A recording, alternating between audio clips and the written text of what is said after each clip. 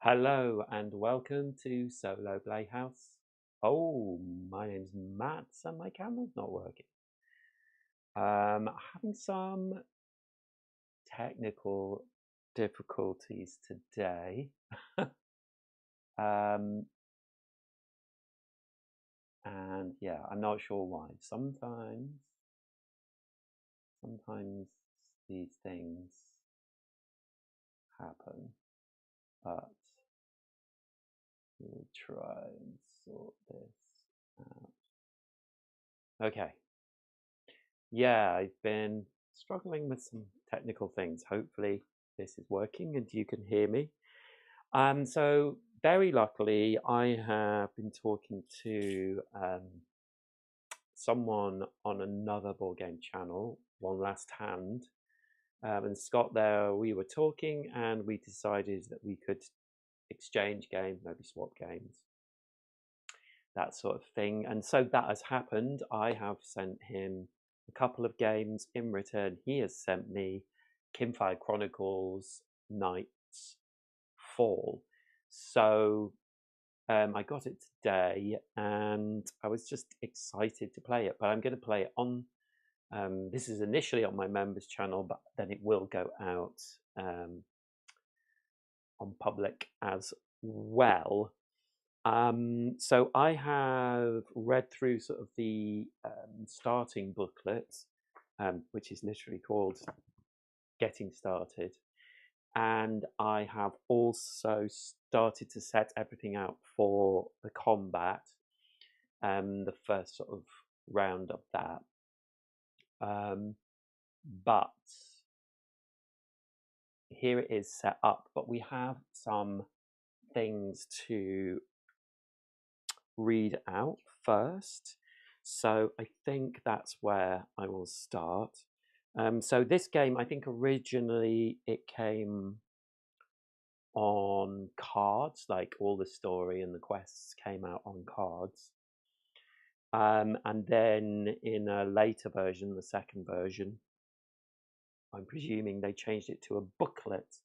So there is now a booklet with all the story and the linking narrative and all that sort of thing is on here. So let's, without further ado, get into this. So I'm going to start reading this, and everything else will be explained. I've had a little mini sort of playthrough myself, just a little bit, and trying to work it out. Okay, but let's read this. Darkness fell. Every last star in the sky was blackened out. It was madness. The land itself was twisted and transformed overnight, with unknown thousands whisked away, to where no one knew. The starless nights had returned. In this chaos there stood a single beacon, the elven city of Dinlux. Its KINFIRE lighthouse bathed the area in a protective glow. Only those within reach of the lighthouse survived that first starless night, including the great army laying siege to Dinlux that very hour. Sigra the Sickly, the warlord from the dwarf Fell, who commanded this army, agreed to lay down their weapons and, in exchange, Hierophant Selen opened the gates of Dinlux as a place of refuge. But peace was not so easy. The mercenary leaders of the Orcs, Vath of the Tusk Rippers, sensed an opportunity and organized his soldiers to take control of Dinlux in a swift but not unbloody coup. Once an unsteady peace settled in, with Vath sitting at the head of the city council, a new organization was established, the Seekers Guild. You and your companions are Seekers, a team of well-trained individuals working together on behalf of the people of Dinlux. Your magically crafted KINFIRE lanterns allow you to navigate the darkness of the starless nights somewhat safely. Still fresh to the guild, you and your fellow Seekers are out on assignment, escorting a caravan of workers and priests to Vina, a nearby farming village. Hierophant Selen will arrive in a few days to complete a new lighthouse, built to protect the people and farms who have become essential to feeding the now overcrowded city. Night is beginning to fall, the normal kind, thankfully, when a dark shadow passes overhead. A shriek breaks the silence, followed by the rustling and leathery wings. A creature, long and scaled, circles and lands before you. A wyvern. You reach for your weapons. And then it says, open the Atlas map 1 and then read 1:1. So we turn this over, and then in an attempt for us to stay on track, we have a little thing here which marks which section we're on. So we're not supposed to look at further sections. As you lift your weapons to do battle with a wyvern, a shivery feeling rushes through you, an almost alien feeling of déjà vu and correctness, as if you've been waiting all your life for this movement. You gain 2 fate tokens. These are the fate tokens here. Punch them out of the cardboard in Quest 1 and place them next to the map on the spaces indicated for them.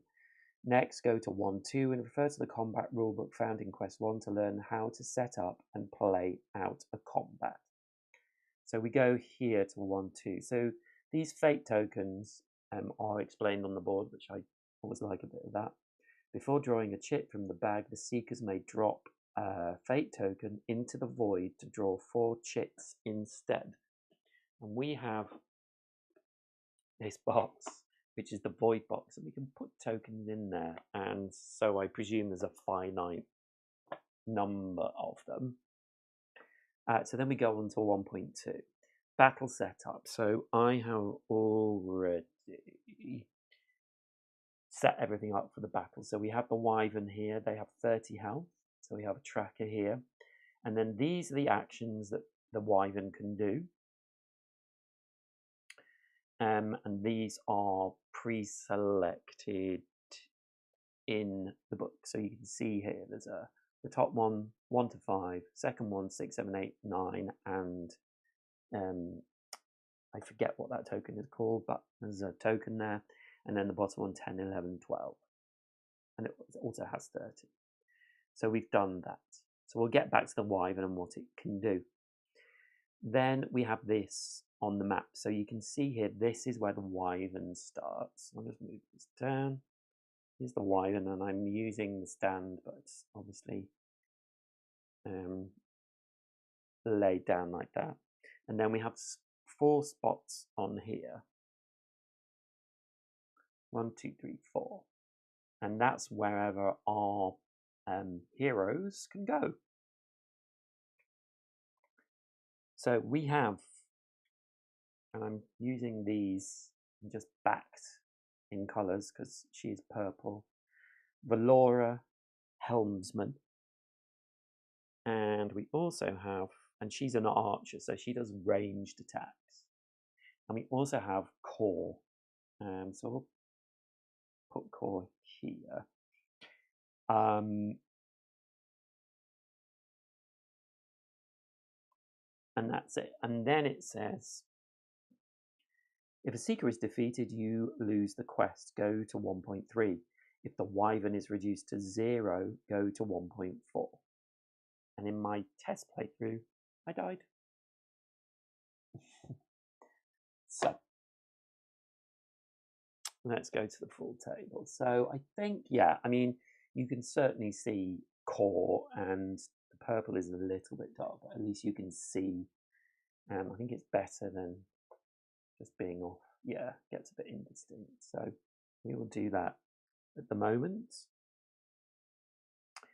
And then, so they all come, all the quests come in these little booklets, and there are 21 of them. This is number 1. And there's also a book in this one which talks us through combat. So I have played combat, but I'm going to read through a lot of this as well.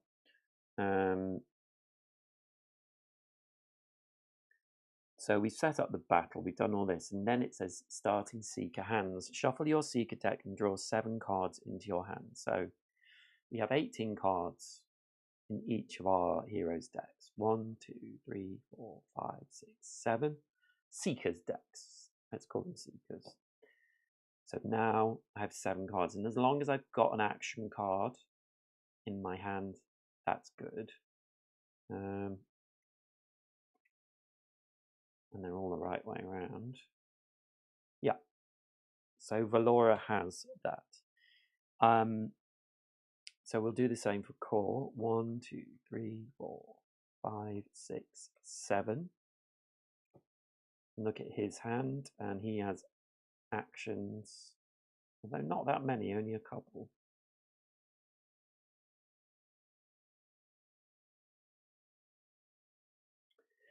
And we've done that. And if we don't have an action, we get to draw a new hand and then shuffle the old hand back into our deck. Starting armor, draw the number of armor cards shown on the Seeker's sheet. So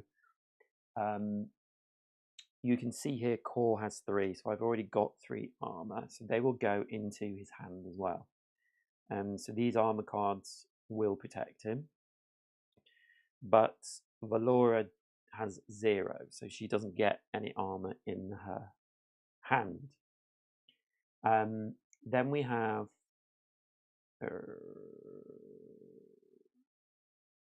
enemy focus. So enemies determine their focus. This is shown on the left portion of the enemy sheet. So you can see, no, you can't see. You can see here that it says focus on most health. And they are also predetermined. So in a 2-player game, they have more health than normal. So Valora has 17 and core has 19. So core is the one who will get the focus. And I think Scott did this on his, but I'm going to put it on core so it helps me remember. If it's in their place, not so helpful. I guess you'll always check where the enemy focus is going to be.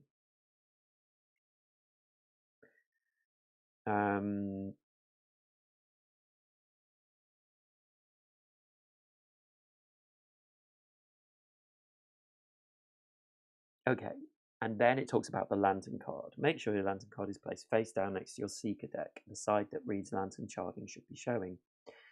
Now the battle is set up and everyone has their starting cards, it's time to begin the battle. Normally you would begin by shaking up the destiny bag and drawing a chit randomly to see whose turn it is. But oh yes, we haven't talked about that. So we have this bag. It has these 12 numbers in it and 2 of these moon things. And it also has 2 hearts in it and 6 tokens of each of the Seekers. So there are 14 tokens that we can use. So the hearts, when I draw one of those, I can pick who I want to take that action. So there are 14 of the Seeker's tokens, and there are 14 of the enemy's tokens. So we're evenly balanced. And I think that's it. Darkness, this is called Darkness Chits. Yeah.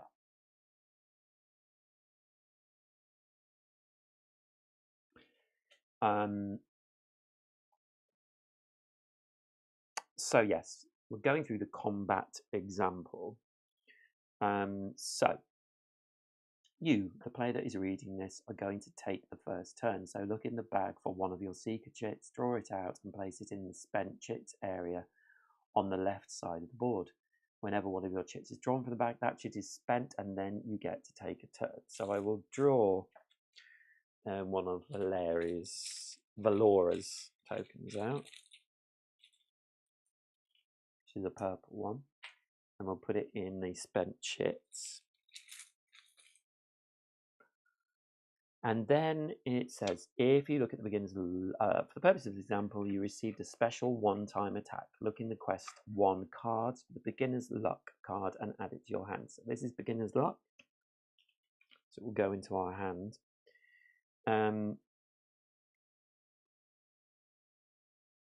You'll see there's an arrow followed by the number 4. So you can see here. Oh, sorry, that's better. Arrow with a number 4. Ranged attacks can only be made against foes that are exactly one space away from you. Fortunately, you can always move one space on your turn, either before or after you play a card. So move your Seeker one space towards the Wyvern and then play your Beginner's Luck card face up in front of you. Okay, I'm going to move this down here. So we will do that. So we're going to move, and I'm going to move here. I do not have focus at the moment, so the Wyvern will not try and attack me when it goes. Move your Seeker one space towards the Wyvern and then play your Beginner's Luck card face up in front of you. So I'm going to play cards face up above our boards. So this says, Beginner's Luck. The attack flies straight and true, lodging right in the soft tissue of the Wyvern's nostril. We're pretty sure you couldn't replicate that if you tried. This is the moment when your companions have the opportunity to help your attack. Each other player should look in their hand to see if they have any cards that look like this. So, that look like this. So this says 1, boost another Seeker's attack by 1. And he does not have any other cards like that. They should play the biggest one they have, placing it face up in their discard pile. So, Core is going to play this one. So we're adding 1 to the attack. And that goes in our discard. This is called boosting an action. Each other Seeker may play 1 and only 1 boost card on each of your action cards. It's important to note that you cannot boost your own actions. Normally a boost card has to match the colour of the action it's being played on, but in this case Beginner's Luck is white, which is a wild colour, so any colour boost can match it. Count up the total extra damage from the boost cards, if any were played, and add it to the 4 damage. So we did 5 damage to the Wyvern. Then subtract that much health from the Wyvern's health tracker. So they will go from 30 down to 25. Great.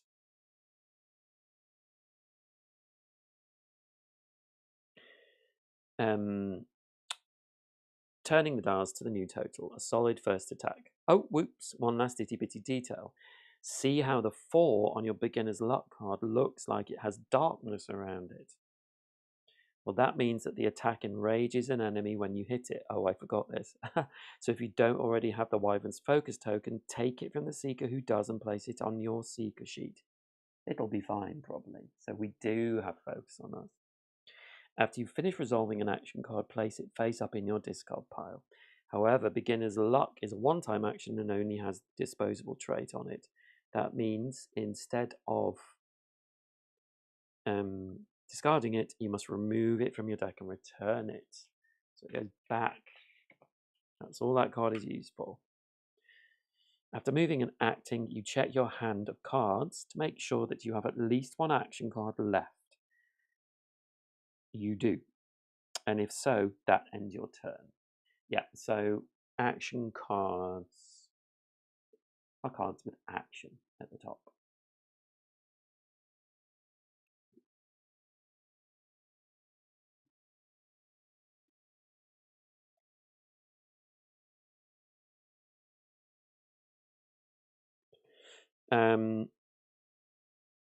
So then that is the end of the turn and we're on to turn 2. After a turn ends, you reach back into the bag and draw out a new chit to see who goes next. In this case, search for the bag for the enemy chit numbered 1.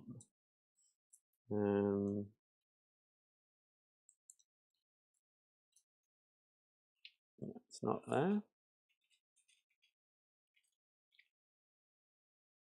And there it is.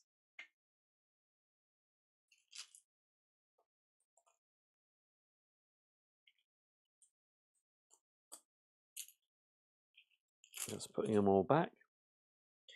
Draw it out and place it in the spent chit area. It's time for the wyvern to get its revenge upon you. When an enemy chit numbered 1 to 12 is drawn from the bag, that means an enemy gets a turn. Look for the ability token that matches the number on the enemy chit, in this case 1. And I'm just going to put that 5 above. Since you've drawn a 1, the wyvern's upper ability triggers now. That ability says the wyvern makes a melee attack for damage 8. Melee attacks can only be made against a foe in the same space, but like Seekers, enemies can move 1 space before attacking. However, how do you know who an enemy wants to attack? Well, whoever has the enemy's focus token is that enemy's focus. The enemy wants to kill that Seeker specifically and will ignore any other Seekers to pursue only them. Unfortunately, you enrage the wyvern with your precious attack, so you have its focus token at the moment. The wyvern moves 1 space into your space. Doop. Then it attacks you for 8 damage. Here's another opportunity for your companions to help you out. They should look in their hands to see if they have any boost cards that look like this. So this is a boost card with shield on it, so it blocks 1 attack from another Seeker. And that is the only block card we have. When playing a block boost, it must match the color of the enemy's attack. In this case, though, the attack is white. Alright, okay, so you can see here, I didn't realize this. They have white down the side, so that attack is white. So blocks of any color will match it. Count up any blocks your companions played for you and reduce the wyvern's 8 damage by that much. So we can reduce it by 1. So Valora is taking 7 damage. Crazy.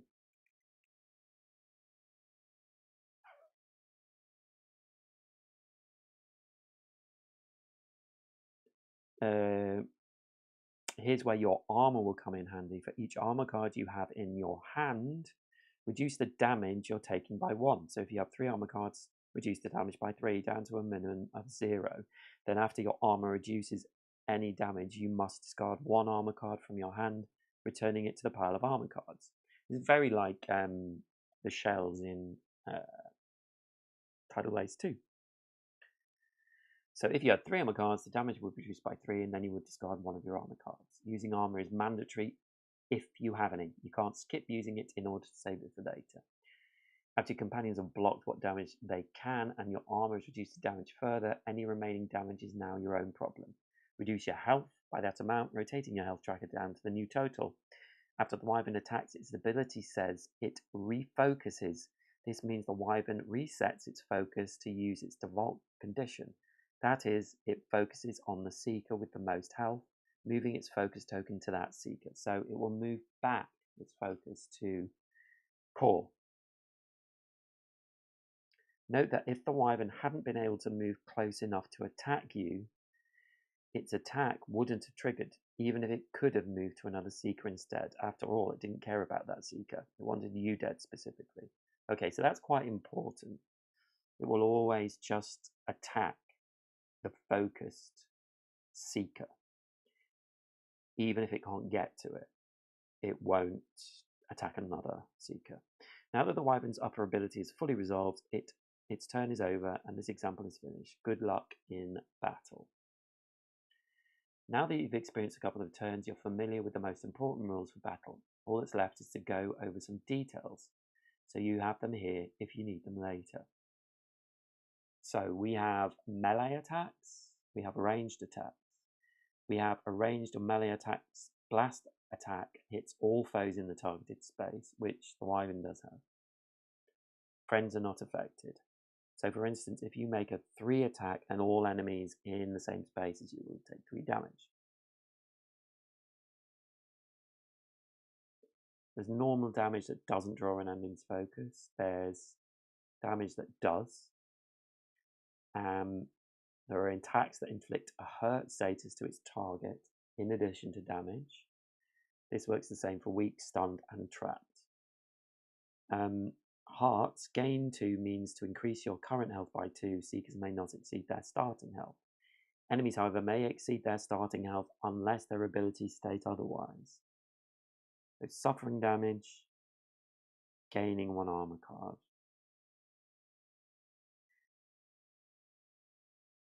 When you suffer damage, that damage is reduced by 1 for each armor card in your hand, and then you discard 1. Gaining exhausted. This usually occurs between battles. Okay, so we don't need to worry. Order of play is determined by chits.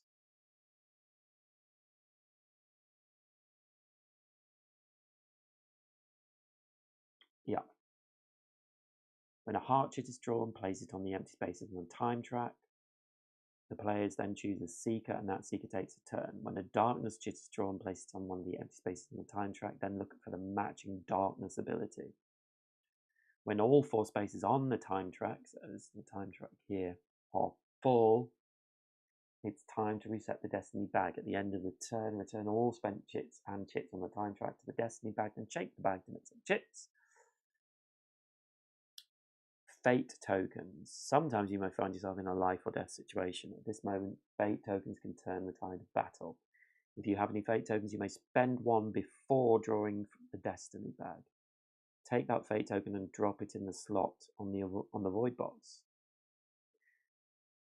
Don't worry about that token anymore. It will be fine. Spent fate tokens remain in the void. Once you've spent the token, draw 4 chits instead of 1 from the bag. Choose the chit from among them that you'd like and return the other 3 chits to the bag.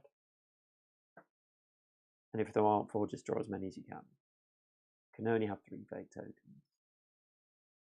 During your turn, you may do the following. Move. You may move 1. You must either play 1 action card from your hand and do what it says, or pass and either draw or discard 1 card. Okay. There are wards. Wards are action cards that stay in play face up in front of you after you played them and may have lingering effects. You cannot have more than 1 in play at a time, so if you play a second ward, you must discard the first. There are boosts. Block boosts, move boost, damage boost, card boost. Card boost. Play when another seeker plays an action to allow them to draw or discard 1 card after that action.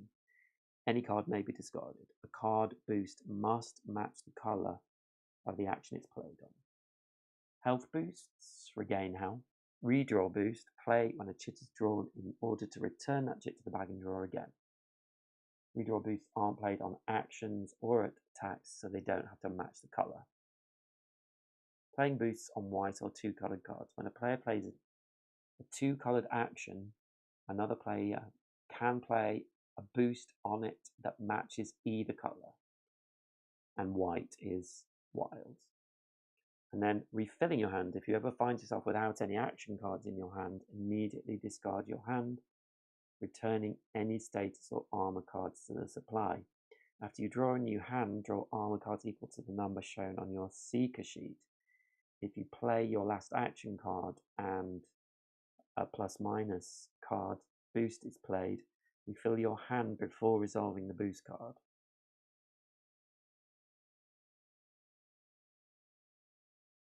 If your last action card grants you another action this turn, refill your hand and charge your lantern before taking that action. When you discard your hand, suffer 1 damage for each exhausted card you discard, as described in statuses. And then charging and using your lantern. Additionally, each time you draw a new hand, you charge your lantern. If your lantern card has its lantern charging side up, flip it over. Once charged, you may use your lantern card as if you're playing it as an action card from your hand. After using it, turn it back down. Note that it is possible to charge your lantern more than once per battle if you're able to time things right and go through multiple hands of cards. Running out of cards. When drawing a card, if your Seeker deck has no more cards to draw, turn your discard pile over, shuffle it to make a new Seeker deck. In the unlikely event that both your Seeker deck and your discard pile are empty, you cannot draw any cards. We have special abilities as well. So, special abilities are Ballora. Each time Valora enters a space without enemies, she may choose another seeker within one space of her. That seeker gains a shield.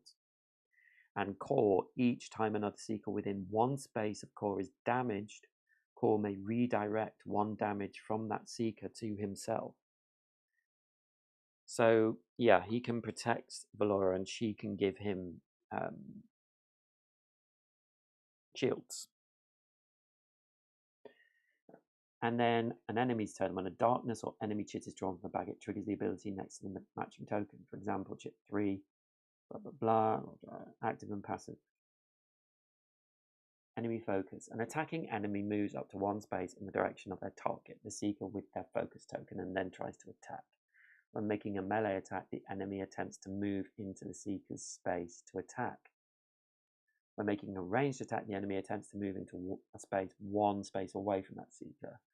If the enemy has more than one equally good option for movement, the players decide where they move. When an enemy refocuses, move its focus token according to the default rule on the enemy sheet. However, abilities may tell you to refocus an enemy on a specific seeker or to follow a different rule when refocusing. If there is a tie when an enemy is refocusing, the player chooses how to break the tie. Yeah, there's affecting enemy with statuses, but I know how to do that. Okay, I think we can probably play, and so I'll keep that rule book around.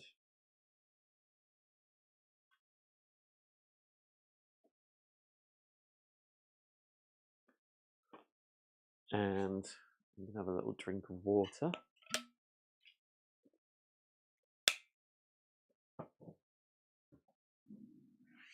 So we keep playing, so we go back to the bag and draw a token. And we've drawn one of the hearts, so either one of our seekers can play. I think we'll have Valora go. Although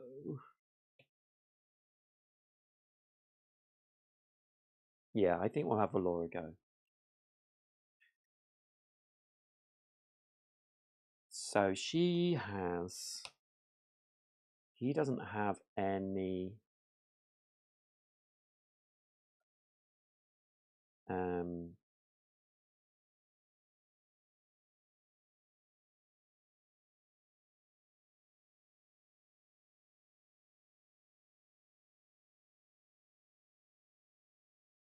I think what I'm going to do for my action is move.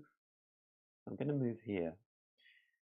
And Valora's power is each time Valora enters a space without enemies, she may choose another seeker within one space of her. That seeker gains armor. So core gets 1 armor.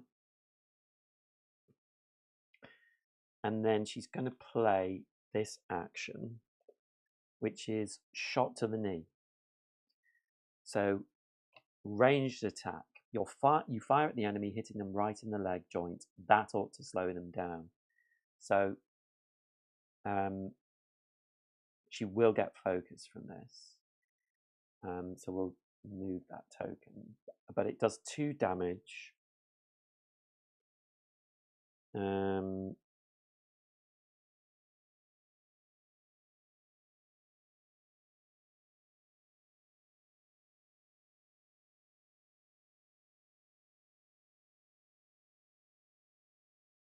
And I'm actually going to get core to play a boost. And it's the same color.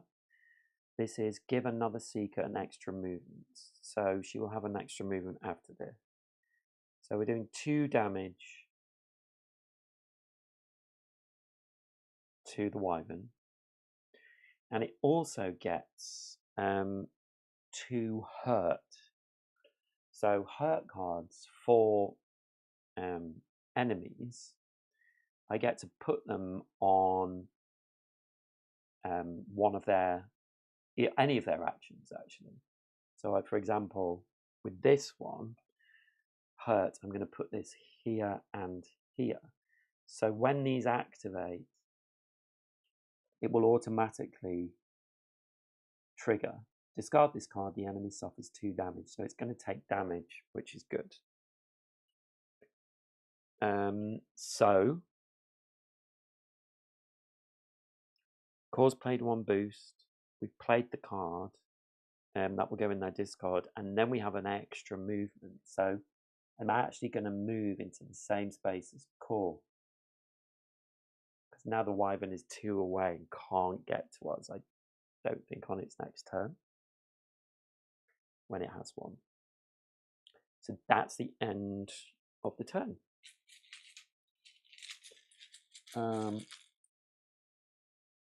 So yeah, the combat flow is up here as well. So it's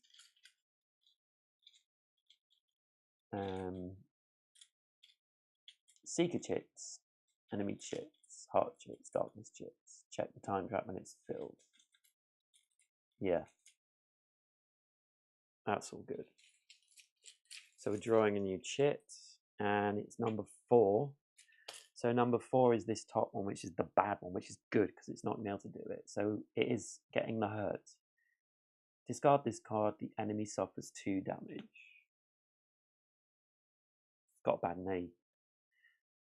So the Wyvern will move towards Core, but it's not in melee distance. So it can't hit them. After attacking, the Wyvern refocuses. It can't attack, but it's on the... Oh, actually. What if it can't attack?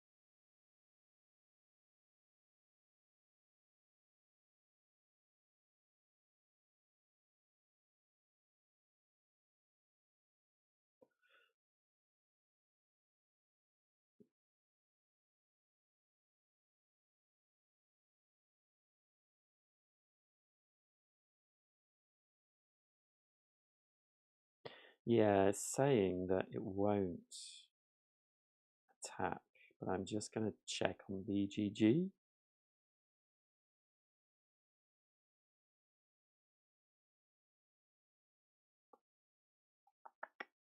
Oh.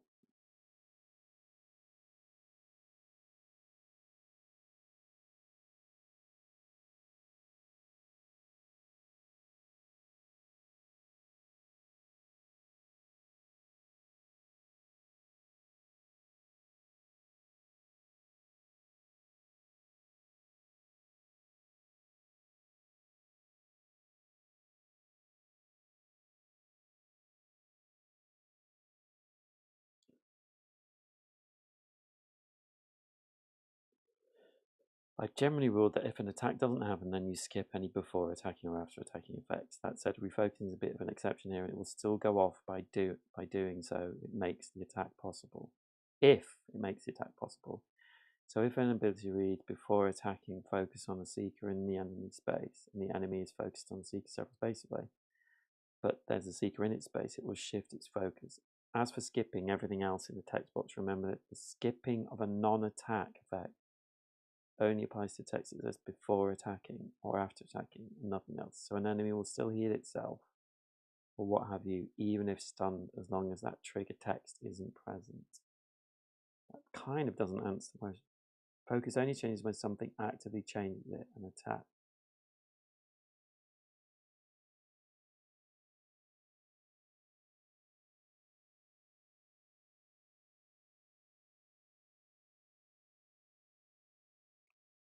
I need to read this again. So it makes the attack possible. That said, refocus is a bit different. And it will still go off if, by doing so, it makes the attack possible. Before attacking, focus on a seeker. Yeah, so I don't think it does. Because it says after attacking, the wyvern refocuses, but it's not attacking. Okay. That's how I'm going to interpret that. I think that makes sense. Okay, 12. So 12 is discard all statuses from the wyvern. Then the wyvern moves directly to its target space. That's annoying. At least we got one in. So everyone's in this space. Flapping its leathery wings, the wyvern circles above before diving straight down. And we have pulled out a darkness chit. So the wyvern's massive tail snaps around like a whip, striking anyone within reach. So everyone is getting hit. So we can play defense for each other. But actually, Valora doesn't need to do that for him. And he hasn't got anything for Valora. So she will take 4 damage. But he, each time another seeker within one space of core is damaged, core may redirect 1 from that seeker to himself. So he's going to take the damage first, but he's got 4 armor, so he doesn't take anything. And then she's going to take 4 damage, but core will redirect it to him. So she only takes 3 damage. She's down to 7 life.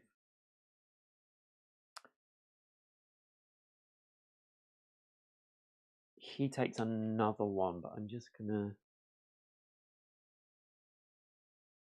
check that as well. Self-sacrificing.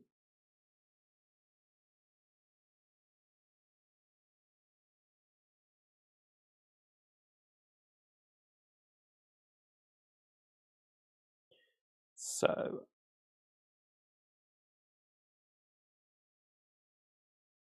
core's self-sacrificing ability would trigger shields.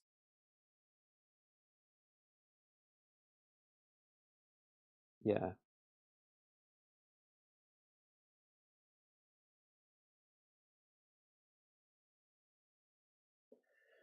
Yes, he will have to discard another armor for that.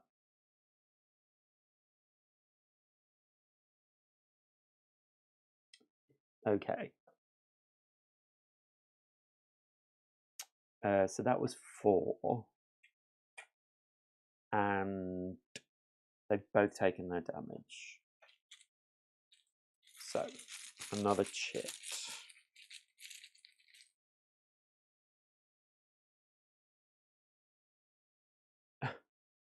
And we've drawn 8. So it's gonna do that again. Goodness me. So this time we're taking 4 damage each, but Valora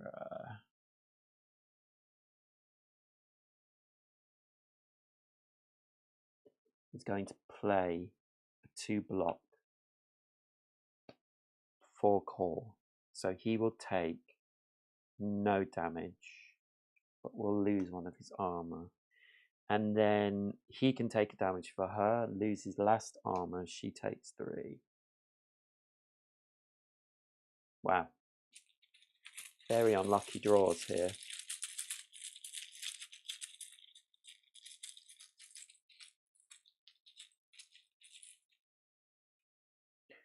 Okay, it's for Laura's go. So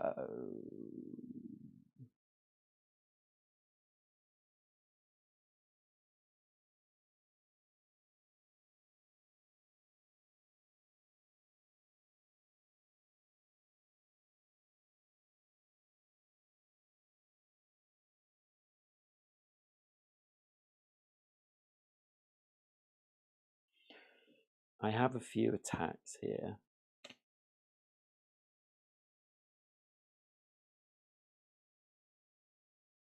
Core has no boost apart from red ones.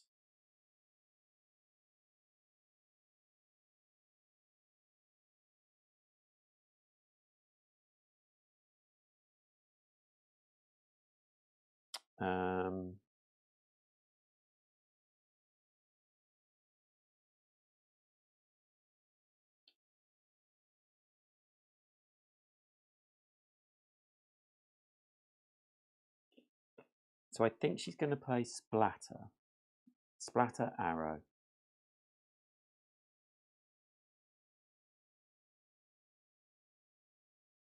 Oh no, she's not.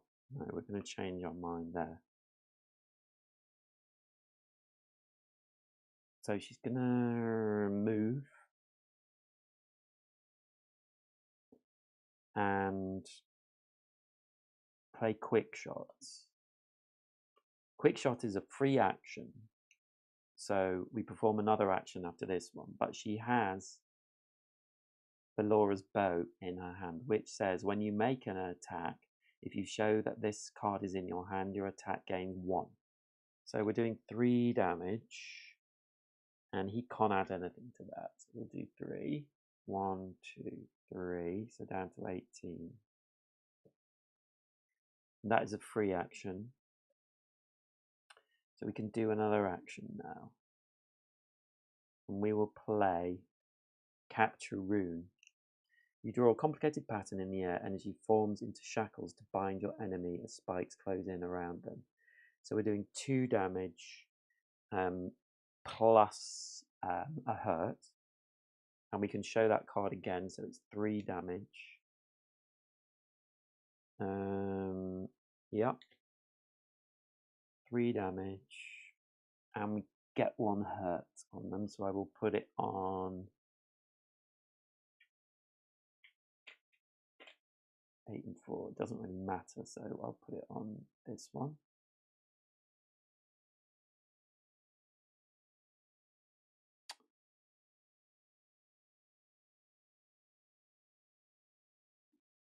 Yeah, and I've still got action cards.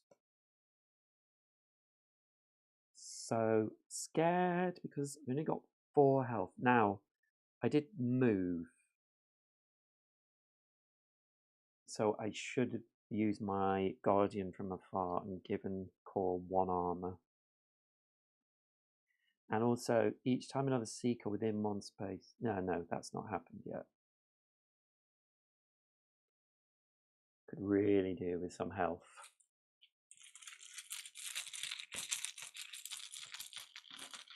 Or Core going. Oh wow, 2.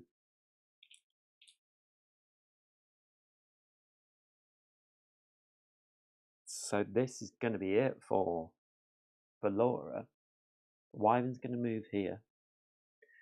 And do an 8. You know what? I'm going to, because she's so low and I'm just learning, I'm going to put that chip back. And I'm going to use a fate token, put it into the void box. And I'm going to draw 4 cards, 4 chits, sorry.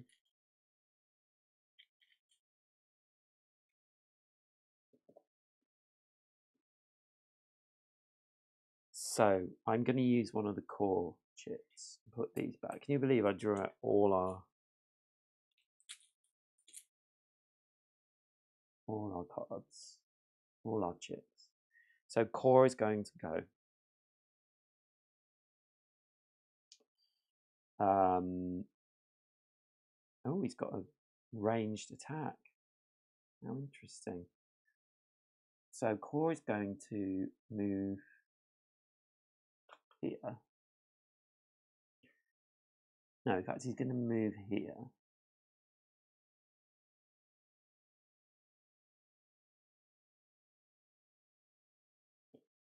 And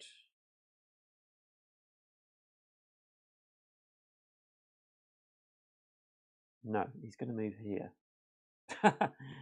Changing my mind. And he's going to use Earth Blood Vial. So Earth Blood Vial says, at the slightest threat, Core rushes to the aid of their friends. In one swift movement, they uncork the vial, releasing a thick liquid that hardens into a protective shield. You and each other seeker in your space gains 1 shield, 1 armor. So that protect Valora a little bit. And this is a free action. Perform another action after this. So then he's going to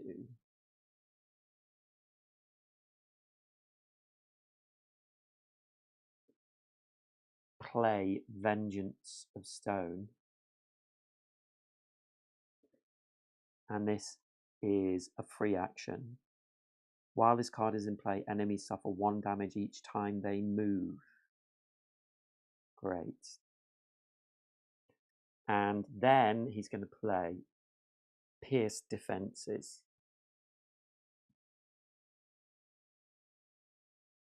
So it's a ranged attack and it's 3 damage. This attack cannot have its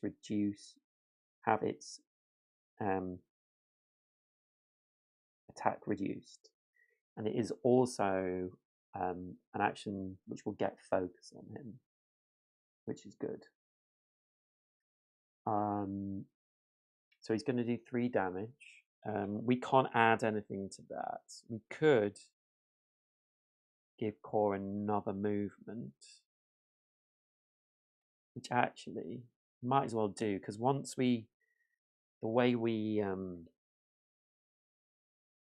get a new hand of cards, we have to discard everything. So we will give him an extra movement. He's going to do that 3 attack, take them down to 12. And that's done. And that one is done as well. Now he brings focus onto himself because of Pierce Defenses. And he's going to move away.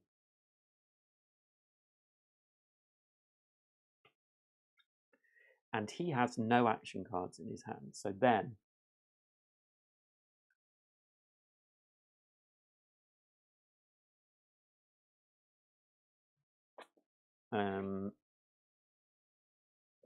we will go through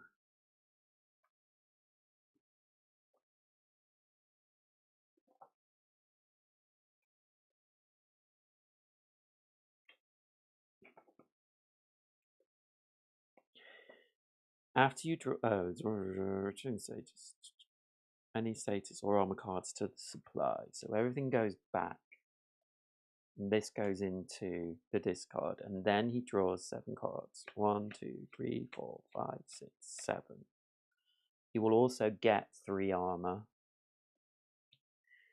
And he will charge his lantern. So his lantern says, and we can play this as an action on his next turn. Before attacking, move all adjacent enemies into your space. After attacking, gain shields per enemy targeted by this attack. And it's a 2 damage and it focuses on him as well. And we have some new cards.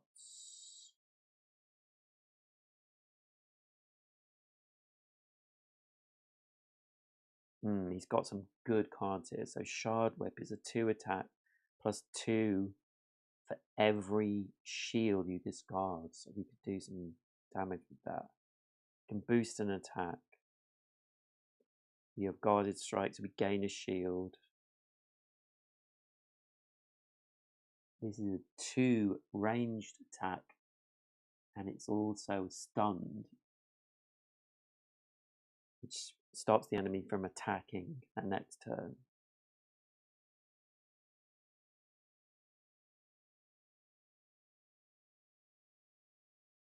And then he's got 3 armor. Okay.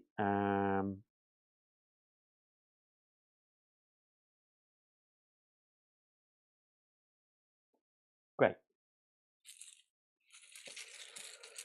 So Valora isn't the focus now, so she should be okay for a turn at least. And it's core again. Oh, that's a shame. Okay, so I'm going to move core here, and I am going to use my adamant blazing crown. Before attacking, move all adjacent enemies into your space. So, and we are attacking for 2, taking focus to ourselves. This is a red attack, so Valor can't help.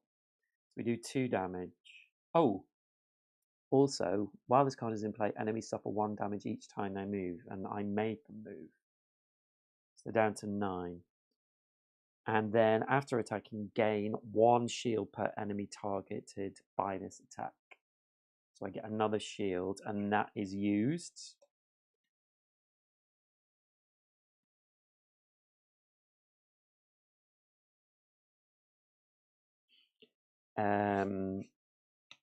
That's the end of that turn.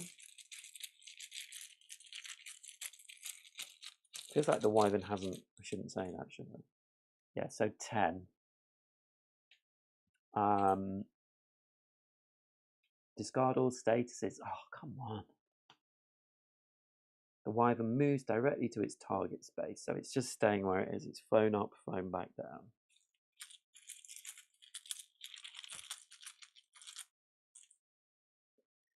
And it's core again. Okay. So this time, it's got some ranged attacks here.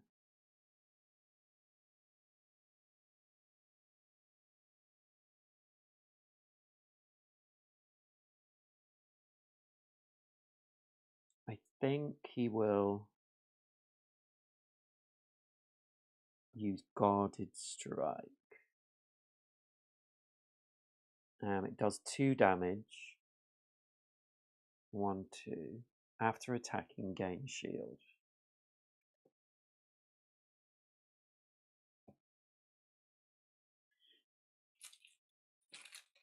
Okay.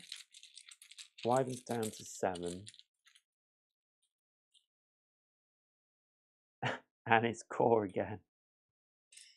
Okay, that should have gone in his discard. So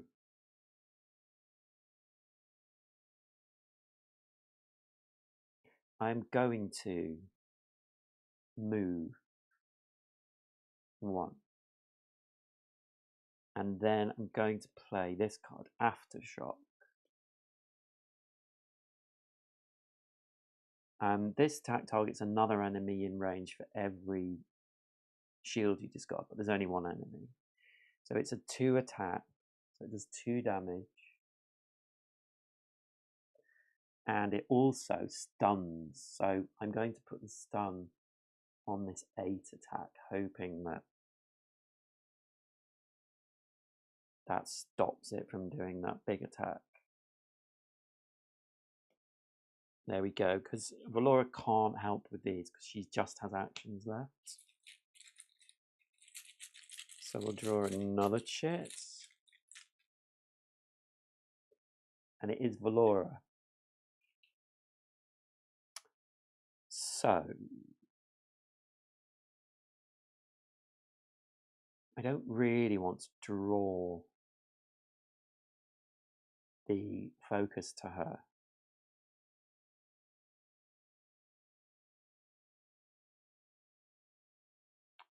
Yeah, so I'm going to play Valora's bow. I'm not going to use Splatter Arrow. When you this is a 2 attack, but Core can play its Crush card, boost another Seeker's attack by 1. So it's going to do 3 damage. 1, 2, 3. So the Wyvern is down to 2. She still has an action card left.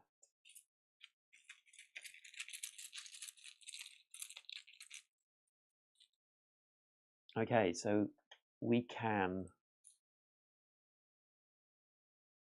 do any attack.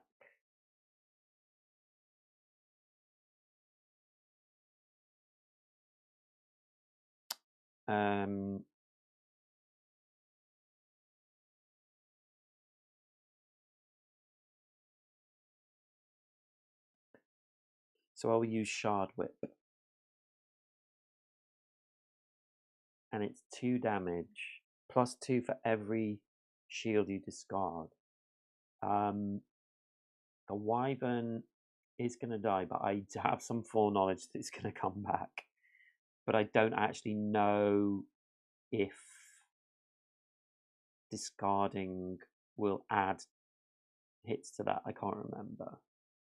So I think if I didn't know, I would think it was going to die. So we'll just go with that. So it's going to do 2 damage to the Wyvern. And the Wyvern is down to 0. And that will get discarded. So let's go back to the book. If the Wyvern is reduced to 0, go to 1.4.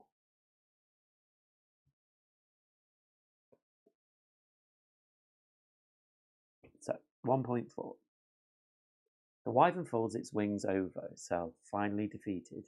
You turn to the people expecting relief and gratitude. Instead, you're met with wide eyes and screams. You turn back in time to see the creature throw open its wings. The battle is not nearly over. The Wyvern enters its second stage. Place overlays 1A, 1B, 1C on its sheet. See overlays in the combat rulebook for further information. Okay. So there are 3 cards that will go over this. 1A is like a new Wyvern picture, which is lovely. 1B is new health, so it's up to 15 health.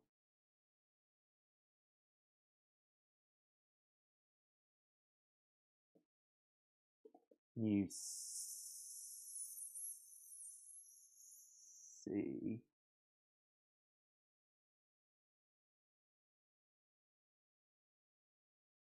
All attacks deal 1 less to the Wyvern.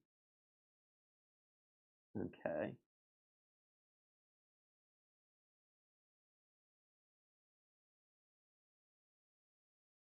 We'll put that over its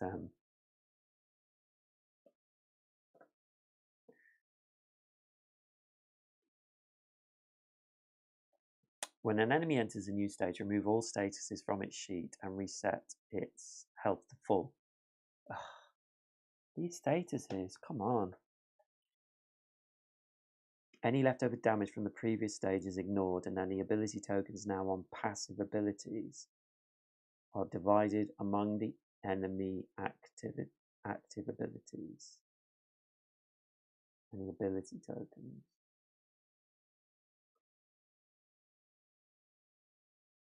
If the Seeker is defeated, you lose the quest, go to 1.3. If the Wyvern is reduced to 0, go to 1.5. Okay.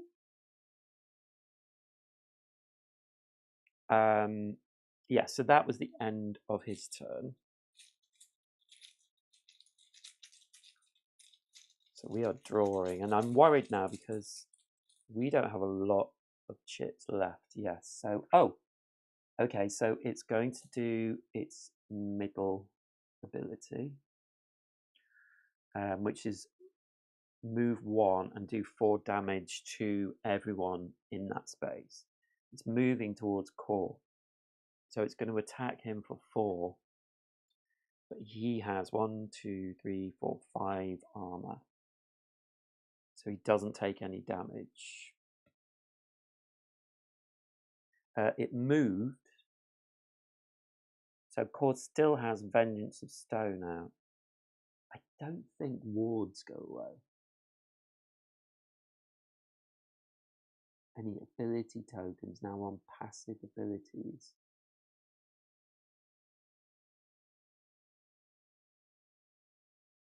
Oh, any ability tokens now on passive abilities are divided among the enemy's active abilities. How do I know what's passive and what's active? I need to find that out. I presume that last one is passive.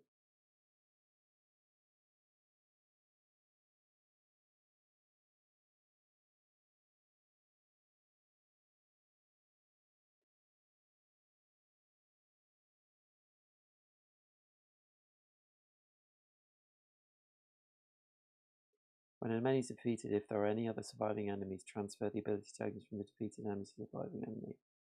Ability tokens should stay in the same area when moving. That is, ability tokens next to an enemy's upper ability will move to the new enemy's upper. Would move to a passive ability. Passive abilities don't have a black arrow next to them.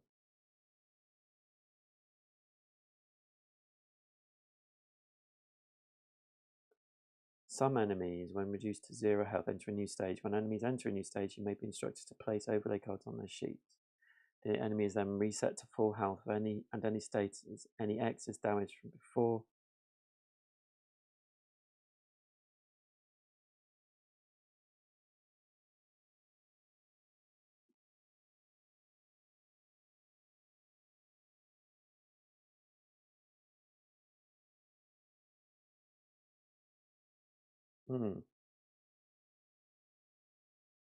Why would it say that?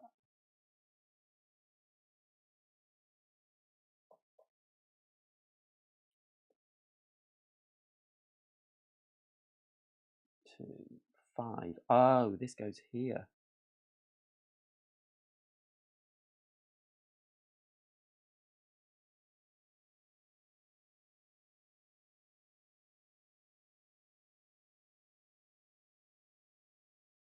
That's new.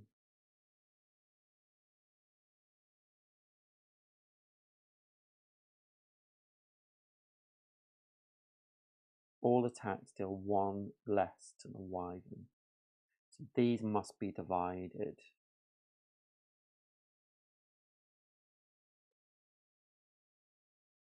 I'm going to divide them like that.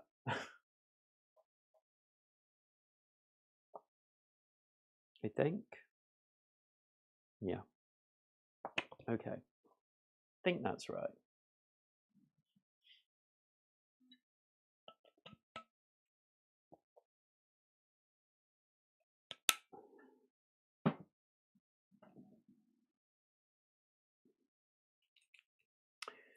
Yes, so it's doing this. So it moves 1 and attacks core for 4, and we've done that. And then the time track is full. So these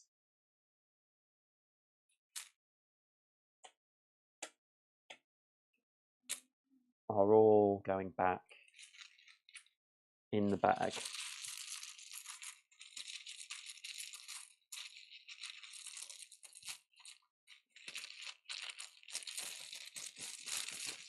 Give them a good shuffle up.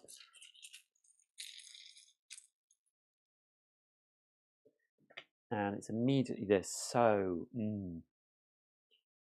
I think what I'm going to do is get Valora to go. And she is going to attack first. That's the only problem. Is that Core would get hurt.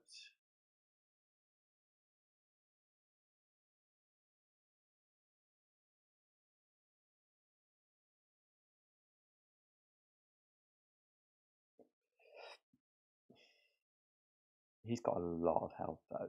I'm going to go for it. Okay, so I'm I'm getting ahead of myself a little bit. So we're going to attack for 2. Let's just not get ahead of myself.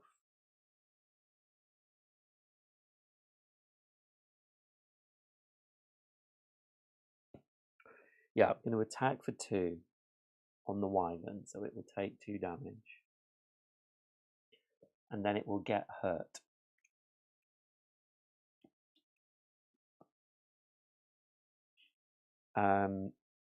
But Core will also get hurt. So he takes 2 hurt cards into his hand.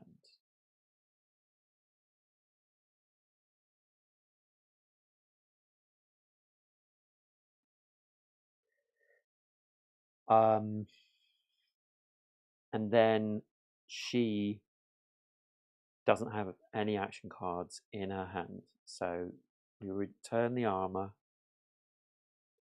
We draw 7. 1, 2, 3, 4, 5, 6, 7. Our lantern gets charged. And she gets to move, so she's going to move away. And then we've got some attack, some movement, drawing another card, and block. She does not get any action. She's also got a ward, which is while this card is in play, your ranged attacks may target enemies 2 spaces away from you. Free action. That's really good. So we'll be playing that if we get a go. So that's the end of that.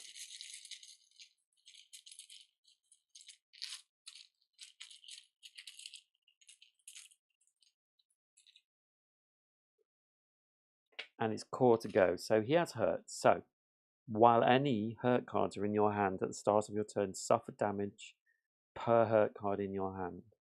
So he's down to 17. If you did not gain a card this turn, discard 1 card at the end of your turn. Okay, so I'm just going to discard it now because I won't be getting any hurt. So we only have 1 action available. We haven't moved yet. So we will play Crush, which is a red action. And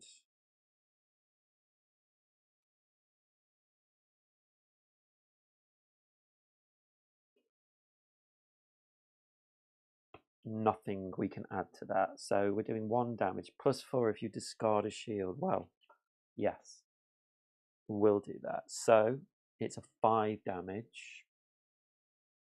So they are down to 8.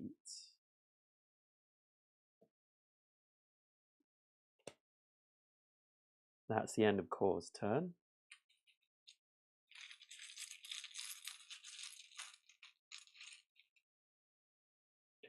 And it's number 8. So before anything happens, they have a hurt card. So they will take 2 damage. And they do 4 damage to target in their area, all the targets in their area. Core has 3 armor.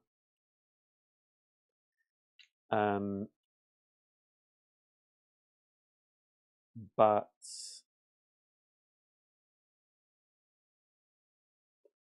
Valora also has armor, so she can play that. So he won't lose any health. Loses 1 armor.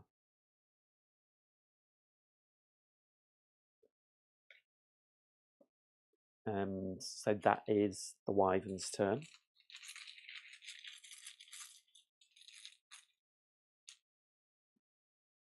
And it's Core's turn again. Oh, now Core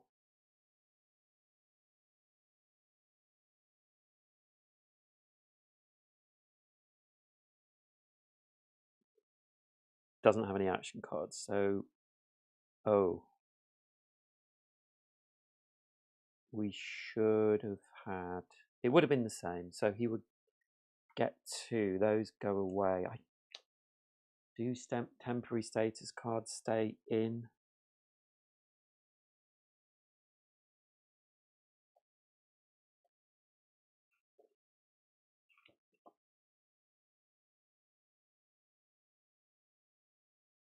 Yes, statuses go back. So he would draw 1, 2, 3, 4, and then we'll shuffle these up.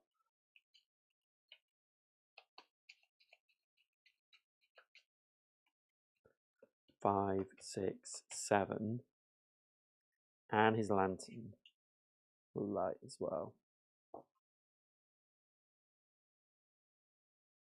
So yes, now it's his go.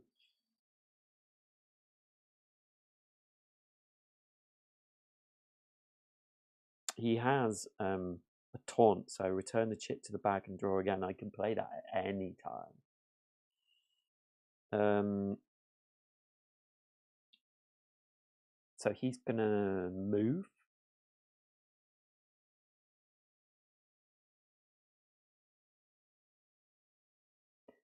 And he's gonna play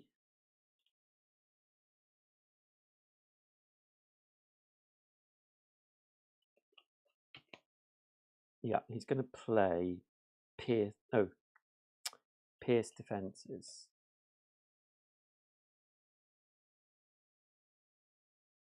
And pierce defenses, this attack cannot have its damage reduced or redirected. Oh, I can't play that. Yeah, so it's going to be 3 damage. 1, 2, 3. Down to 3. He still has action cards. Yeah, he's got a couple.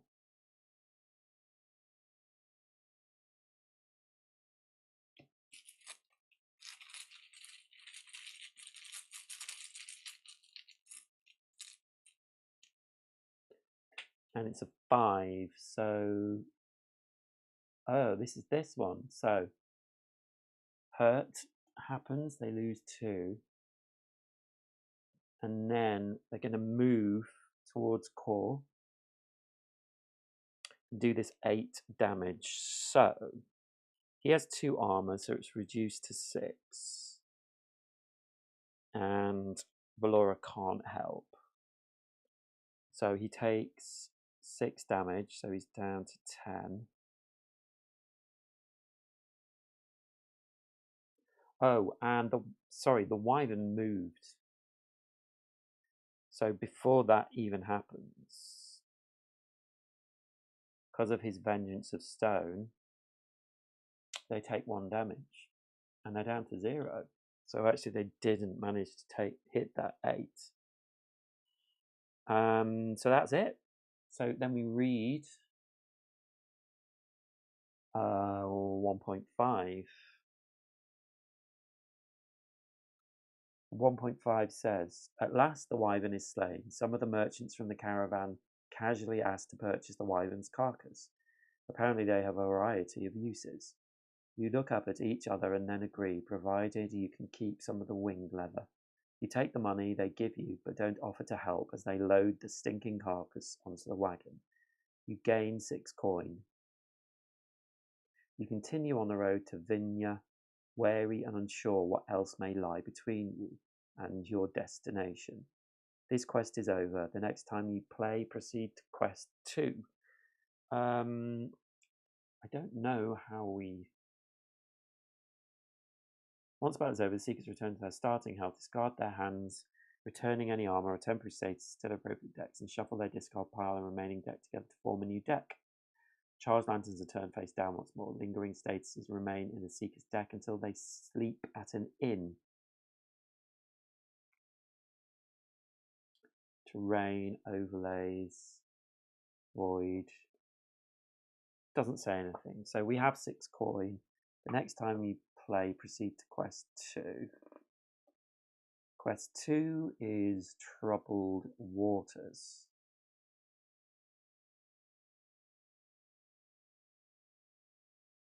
And I think that's where I'm going to leave it for now. So there we go. That is KINFIRE Chronicles. And actually, I thought Valora was going to die, and then the game kind of swung in a way I wasn't expecting, and it started to feel a lot nicer. Yeah, I really enjoyed that. There's very clever card play in this, and I rather enjoyed it. So yeah, very happy with that first playthrough. Okay, that is it for this video. Thank you for watching, and I will see you next time. Bye.